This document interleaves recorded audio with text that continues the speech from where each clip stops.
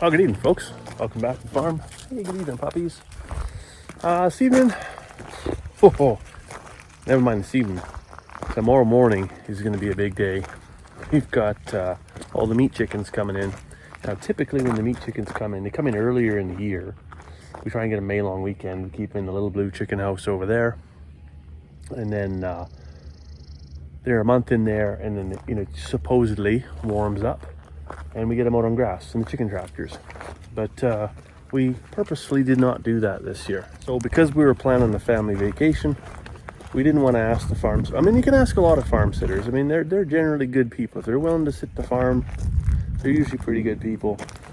But asking them to move chicken tractors that are heavy, let's be honest, even though I tried my best to make them light, they're still pretty heavy. Asking them to move them twice a day, every day for 2 weeks, can be a bit much, as well as the amount of food that those chickens consume. Suddenly it's not a low input ask anymore, right? You should be looking at paid labor, or just defer it a little bit later in the year. So that's what we did. So here's the inconvenient thing. We're in a bit of a pickle. We've got our juvenile layer hens in the little house there right now, so because they're about almost ready to be assimilated fully with the mature hens. But anyways, so we're going to try and put the fat chicks, so to speak, in the barn. It gets better. Mittens, our cat, although we did a gender reassignment surgery on the tomcat, I don't know, she found her way around town and come home with a belly full. So she just had kittens yesterday and is somewhere in the wall in behind the square bales in the barn. So I've got to basically build like the fortress of solitude inside the barn so that, hungry mama cat doesn't go on a chicken rampage and, just trying to feed the baby, so to speak. Eating right out of her fridge. Can't have that. So welcome to the fortress of solitude. This is, just took a lambing pen. This is all this was. And I got a 2x4 across with my thermostatically controlled heat lamp.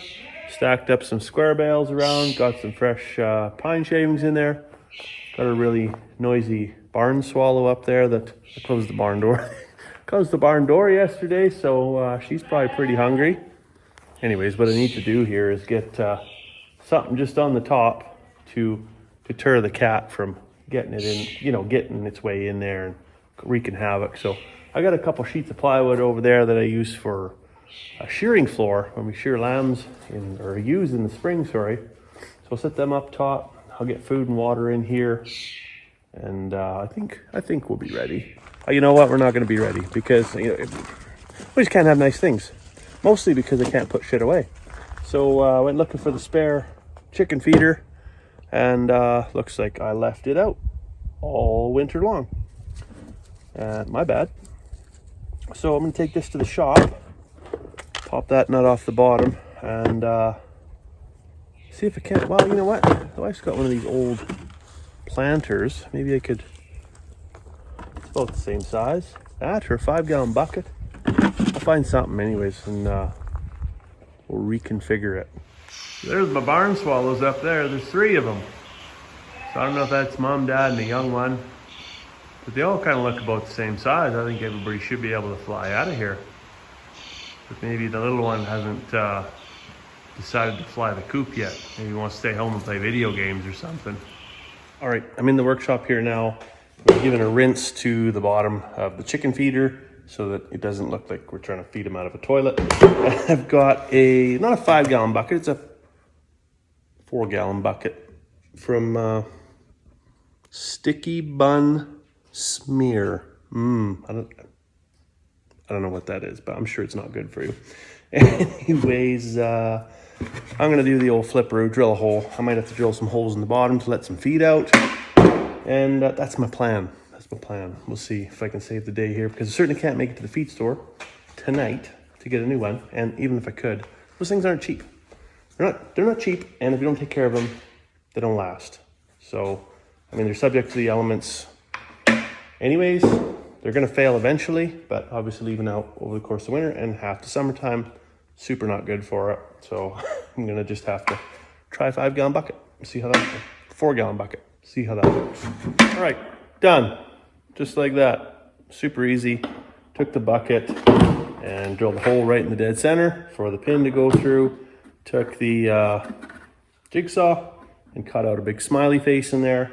I would cut one on either side, but I mean, a 5-gallon pail is not as stiff as certainly whatever plastic these chicken feeders are made out of. It's a lot stiffer, hence why it's brittle, hence why it's exposed to weather and elements and everything like that. It's more apt to crack. This is a bit more flexible. So a little bit, chance it's a little bit weaker in terms of floppiness. So I just cut one side out for a smiley face. I figured that could easily, I can get my scoops of grain in there, no problem. And then I also drilled down there, you can see, drilled 1.25 inch holes on 4 sides just to help the grain flow through. There is of course a gap at the bottom. The grain can still get through there, but that's just a couple accessory holes just to help everything flow through. So I'll tuck that in the barn and run a couple extension cords out. I think we might be ready. Alrighty, heat lamps on. Chicken feed pail's ready. We're gonna fill that up in the morning. Water's in there, ready to go.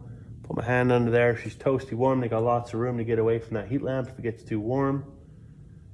Come back out here tonight, make sure the barn's not on fire.